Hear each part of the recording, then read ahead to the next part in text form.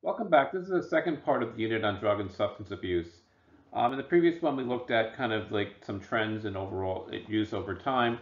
We looked at certain types of drug use and whether trends have gone up and down. This is going to be a little less organized. We're going to talk about a variety of different types of drugs, some of the effects of these drugs, and the kind of common theme is that really drugs are probably a bad idea and they're not really good for your health. Um, I've made choices that I've decided never to use drugs in my life, so I'm not speaking from any experience here.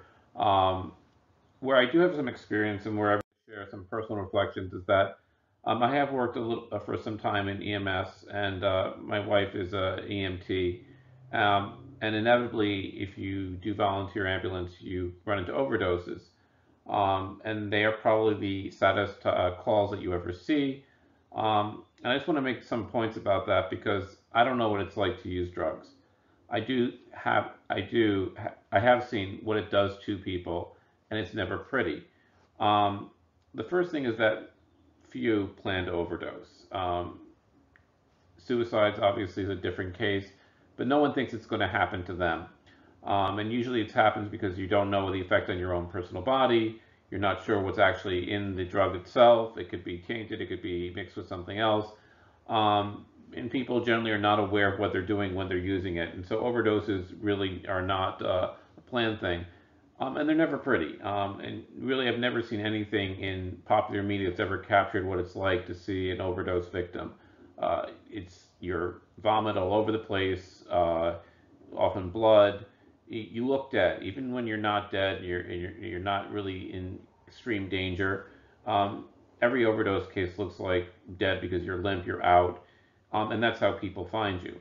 And you look like a shell of yourself. You look haggard. It's like if you have no control of your body and you just look like all the life has been sucked out of you. And this is the cases where I've dealt with older people in their 40s and 50s from overdoses, including teenagers and 20 somethings.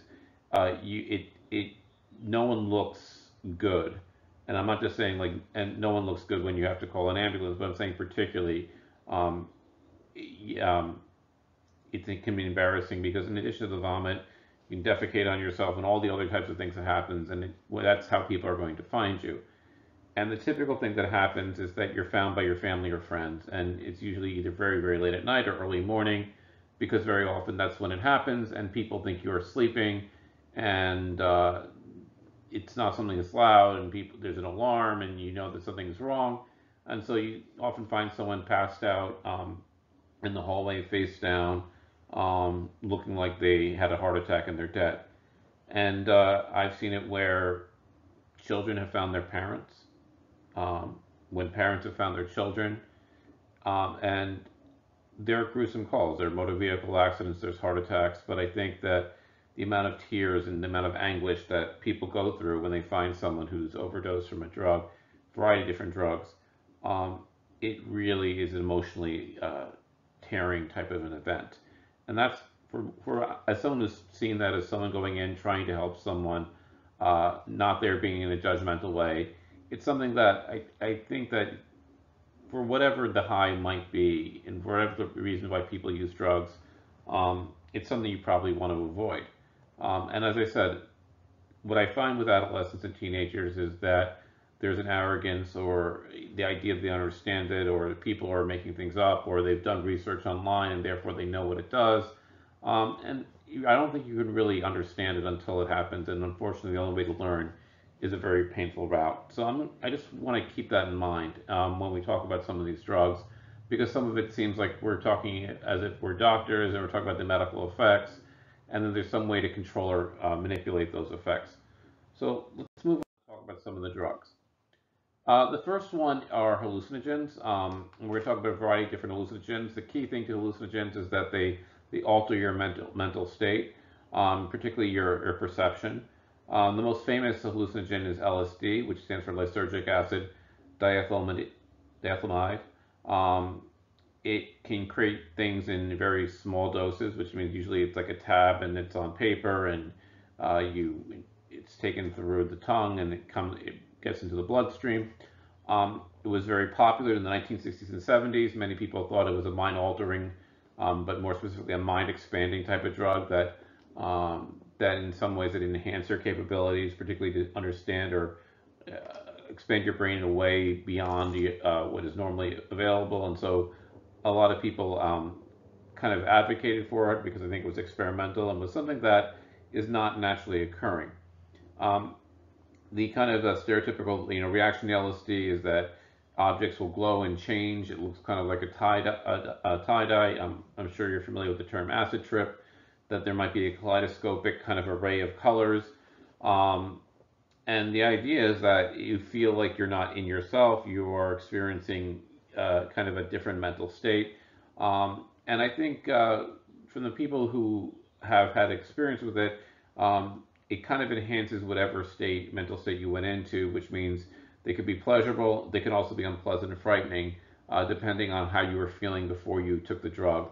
So what it does, I think, is amplifies your existing mental state in a way, positive or negatively. And that being said, I don't think it's a thing that you can control it. Like, oh, you think you're happy, and therefore your reaction is going to be happy. The point is that whatever your underlying mental state, it can basically amplify that, and in a way perhaps you can't control.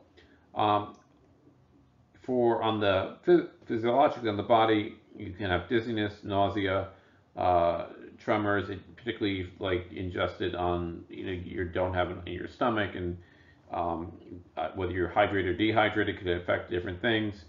Very often you have the rapid mood swings, and because you're kind of in your own little world, you have impaired attention on memory, and interacting with other people who might be around you.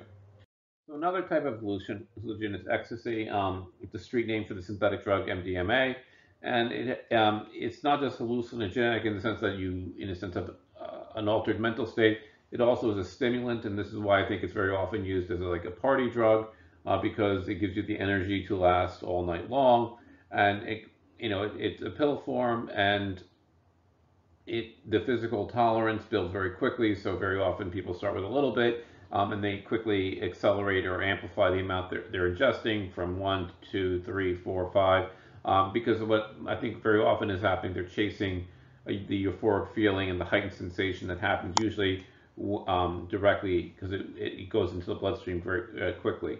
And so what you see, and this is a feature of the bug for people using it, the hyperactivity and sleeplessness, because you're looking for energy, and in a sense, for people who are in party situations or dance situations, and they're looking for that energy in addition to kind of, let's say, the mind-altering state you might get from LSD. The really bad aspect of this is like a lot of anything with the stimulant properties, that you're going to see an increase in blood pressure. You're going to see an acceleration of your metabolism. You're going to see a speeding up of your heart. And so what's going to happen is that if you have any weakness here, it could lead to a cardiac arrest, or it could lead to other types of things depending on your cardiac condition. And there's good evidence that repeated uses leads to permanent brain damage. So just one other kind of personal reflection on ecstasy. As a teacher, I once had a student, I wasn't sure if it was ecstasy, but it certainly was probably a mix of a variety of different like party drugs. Relatively bright student. Went one weekend to New York City, took a drug, and was basically hallucinating probably most of the school year. And he was able to stay in class, but it was very clear that he was seeing things during the class, that he would have conversations, and he would say he would be seeing demons and ghosts on the wall of the classroom. He would be engaged in discussions of books, and he would be describing like basically being out of his head and not really there. He eventually got better, but in the middle of it, it involved him just walking out of classrooms, trying to escape, paranoid conspiratorial thinking. And unfortunately, it was a situation where an understanding staff enabled him to stay in school and stay engaged.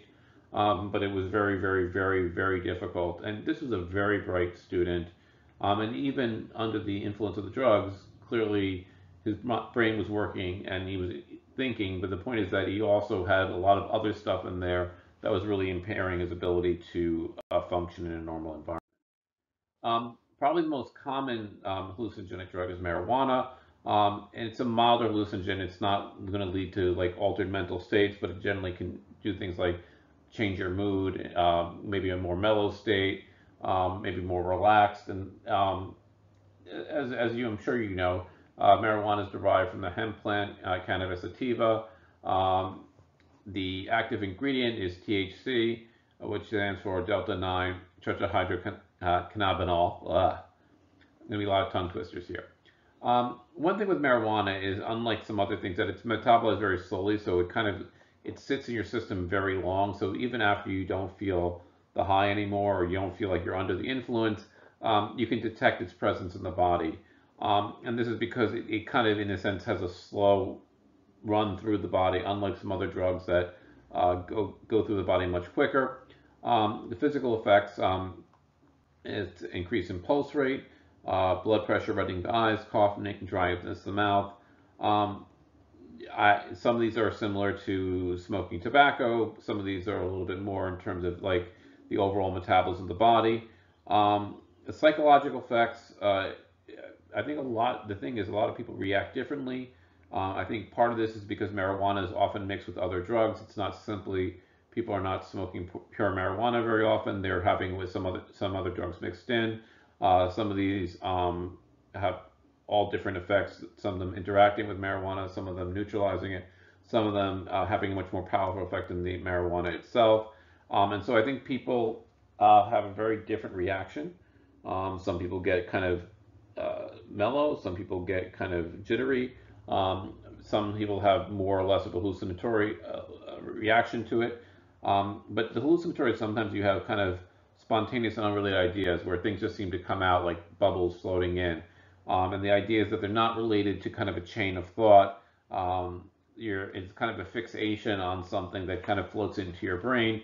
And so that's part of the hallucinogenic aspect of marijuana. Um, Perceptions of time and place can be distorted. I think very often there's a feeling of a slowing down, that time seems to go very quickly, or your sense of time is slow, but time is actually going much more quickly than you realize. Um, Very often there's kind of a tuning out, which means you're not going to be as verbal or as active. Some drugs will kind of speed it up and kind of lead to a lack of inhibitions, and kind of a nervous energy. Um, and so what people will kind of, in a sense, relax, and have some sedative effects as well. Um, it might increase your sensitivity to some sensory experience, such as sound and colors. And I think very clearly, and speaking from the other side as a teacher, it clearly impairs intention and memory. And um, while some people, I think there's a kind of a disconnect where what people think their ability is and what they're doing in their own brain is like very high. So often they think they're like reaching genius levels or making connections that others don't see. But from the outside, very often you see an inability to do certain types of tasks. Your ability to memorize things goes down. Your ability to focus on individual things goes down, and that impairs your overall ability. Um, Stimulants. So stimulants are kind of a second type of drug, and mostly what these are is they enhance or speed up the activity of your central nervous system, and often they speed up your metabolism and speed up your heart rate. So you, some of these are very common, such as caffeine, a stimulant that people imbibe every single day, whether it's coffee or soda. Nicotine, that's found in tobacco, usually with tobacco and cigarettes. Amphetamines, which are usually more of a pharmaceutical drug, but usually used to speed up the metabolism, but also what used to be called diet pills. And then ones that are much more controlled substances like cocaine. So the common thing to stimulants is that you're going to see an increased heart rate, and what you might see a decreased appetite. A lot of this is the speed up of the metabolism. You're using up energy, your heart is going faster, but you don't feel the need to kind of fill your stomach in the same way that where you have more activity and you kind of up your appetite. Um, and what happens often is you have the after effect, and this is kind of a crash. You can probably see this with caffeine, where people use a lot of caffeine and then stop. The thing is, they're going to feel very irritable, tired. I think a lot of coffee, I don't drink coffee, but a lot of people that I observe who drink coffee, there's an irritability when they don't get their coffee, and leads to kind of a feeling of a headache. And very often, a lot of stimulants were cocaine was originally used as a drug to deal with nervousness and with headaches, and kind of the idea that it would reset your system by kind of in a sense speeding it up and leading kind of tilting with kind of a tilt effect that you've gone so much up that it would kind of automatically reset. Um, Amphetamines, one common is what's called speed, and these are diet pills. By speeding it up, they would give you more energy, give you kind of a burst of like an upper an enthusiasm, but also because it sped up your metabolism, it had a side effect or kind of an intended effect of weight loss, because by speeding up your metabolism, you were burning calories faster than you would if you were not using that. The danger of this is twofold. One is the cardiac dangers from the higher blood pressure, the speeding up of the system, um, increasing the heart rate, especially if you have any weakness in your cardiopulmonary system. You're basically risking a seizure or death or a breakdown of a critical system in your body. And because people just think more is more, there's people kind of you're going to have an accelerated heart rate even if it's working as you intended. But people think that more is more, and so sometimes they don't know what their limit is, and they easily go over it because they're self-prescribing. Another problem with this is that people tend to take large amounts, and large amounts affect your body's ability to filter it out. So it can be tough on your liver and kidneys, even to the point of leading to failure in the organ failure areas. Cocaine, not as I would say popular as it once was. And when I was in high school, crack cocaine had kind of reached a peak. This would be the late 80s, early 90s. And it was very destructive because I think it's highly addictive. It's a stimulant derived from the coca plant. The coca plant is found in the Andes of Latin America, the Andes Mountains of Latin America. And it was used as a stimulant by the civilizations like Incan civilization. And what they would do is they would chew on the leaves of the plant as a way of keeping them up, particularly when they were going kind of messengers from city to city in the Incan Empire. So Coca-Cola, the coca is from the coca plant. The cola in Coca-Cola comes from a cola nut, which is found in West Africa, which had similar things. People would chew on it and they would have an effect. People like to kind of point out that Coca-Cola did have cocaine in it.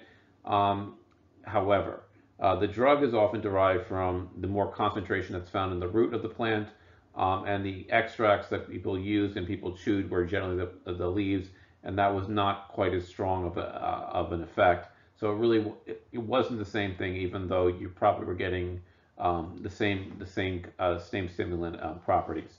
Cocaine is generally snorted or injected. It's crystallized, cooked and formed crystals, or in some type of powder.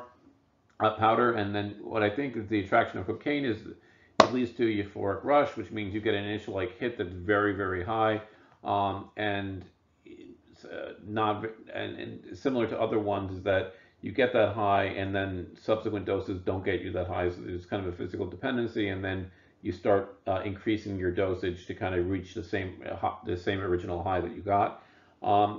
After you have the euphoric rush, you have kind of the same thing with the crash, depressive feelings, lethargy, lack of energy, and I think the irritability is very common to all different stimulants, but cocaine as well.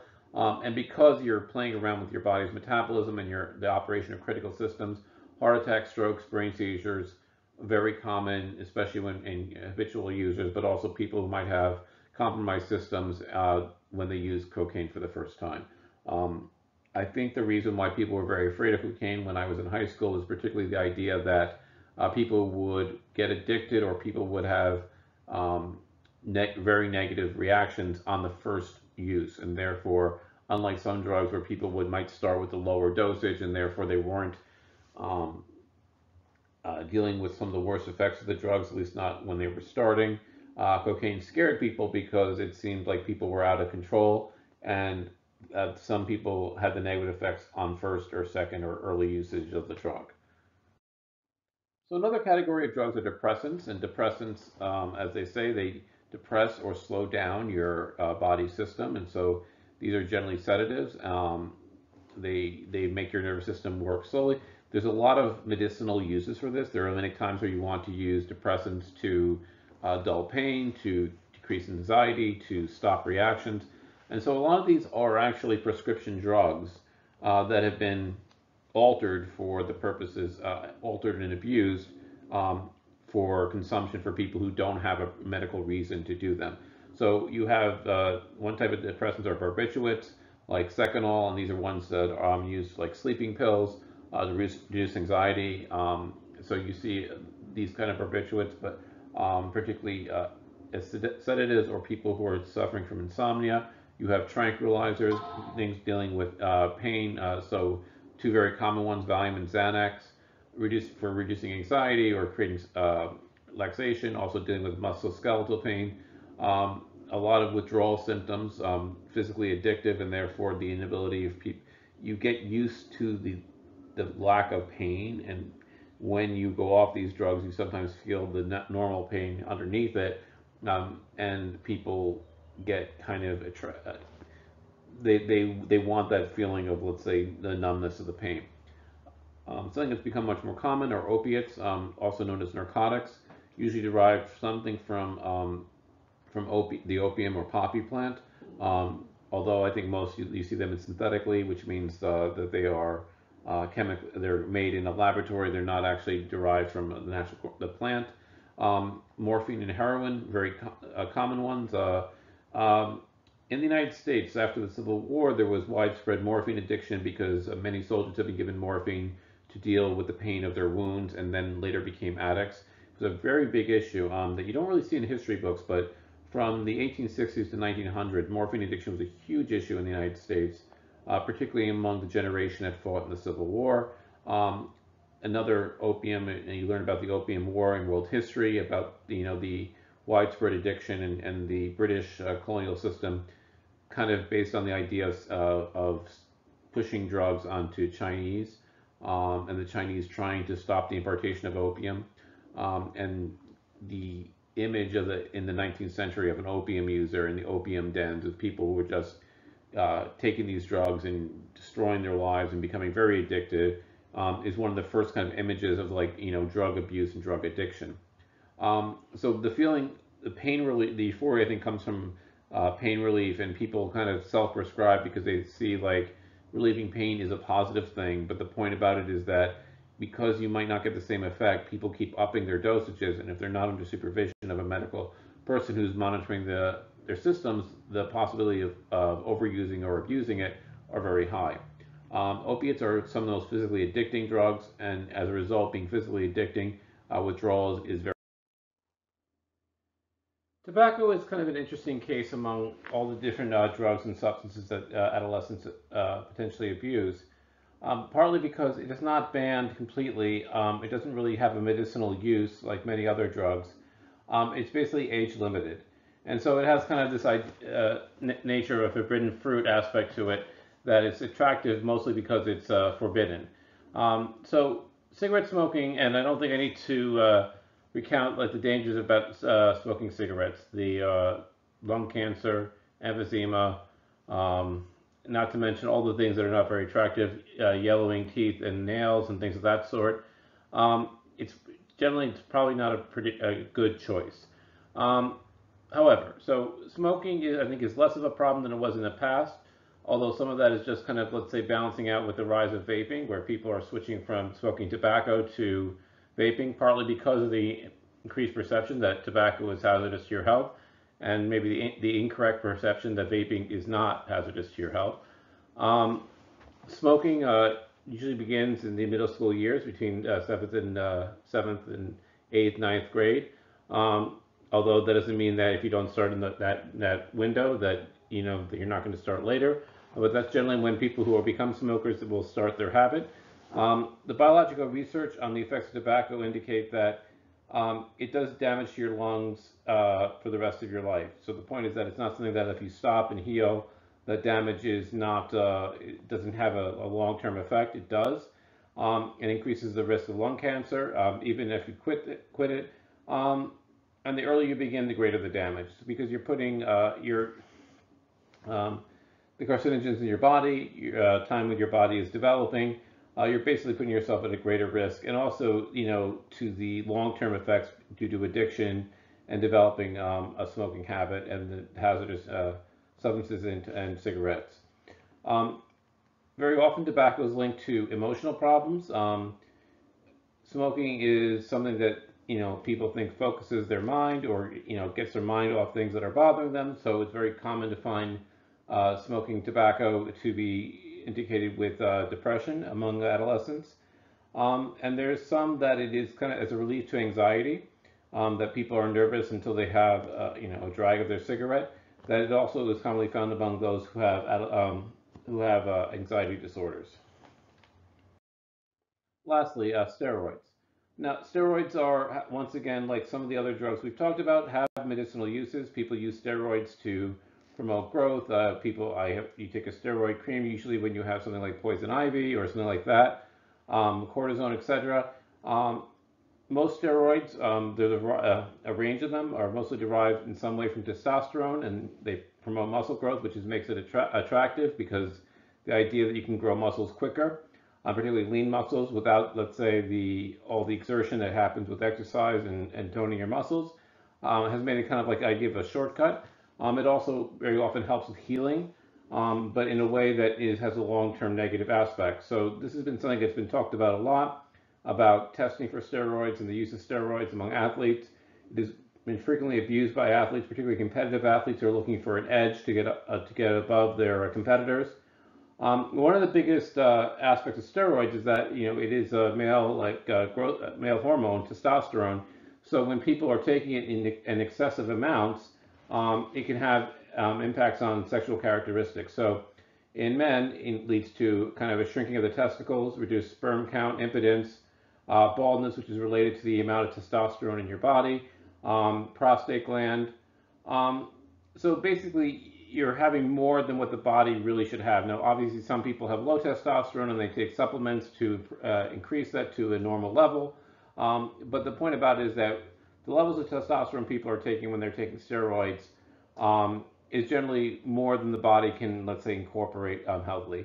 Among women who take steroids, you see the development of acne on the face and body. You see kind of an overdevelopment of muscles, so the weakening of the connective tissues like tendons, leading to more injuries, so rupturing and tearing because the muscles are too large to be attached correctly to the bones, and therefore that can create a problem. It can lead a reduction in the good HDL cholesterol and also high blood pressure.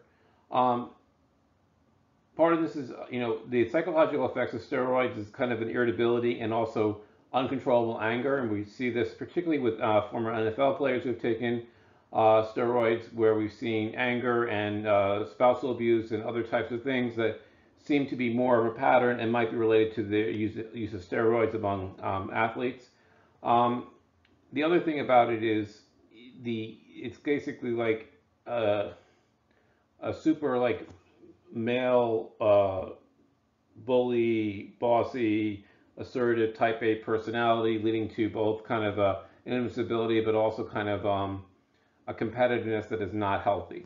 And so steroids are something I think also very among adolescents, because very often they're taking them because we talked about body image for males, the idea of being weak, but also because competitive sports, and especially in the last 20 or 30 years where competitive sports, the idea of being stronger than your competition has been important, and you've seen this unfortunately sometimes being promoted by schools and by coaches.